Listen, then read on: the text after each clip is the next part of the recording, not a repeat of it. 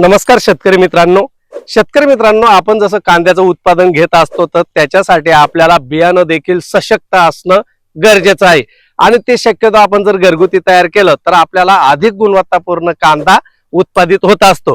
पण त्यासाठी आपल्याला लागवड तंत्रज्ञानामध्ये बदल करावा लागतो। गोट कांदा लागवड करताना आपण कांदा निवड तर व्यवस्थित करतो, पण अशा प्रकारची जर मल्चिंग वापरली तर भविष्यामध्ये होणारा जे तणांचा प्रादुर्भाव आहे त्याच्यामुळे रस शोषक किडी येऊन जे आपल्या कांद्याच्या फुलावर फुली पडते ती होणार नाहीये।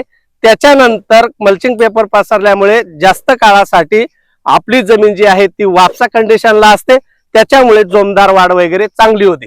त्याचबरोबर शेतकरी मित्रांनो, जरी आपण मल्चिंग पेपरवर लागवड करत असलो तर त्याच्यामध्ये आपल्याला अंतर व्यवस्थित ठेवणं गरजेचं आहे, जेणेकरून त्याला अधिक पोषण होऊन आपलं बियाणं जे आहे ते सशक्त तयार होईल।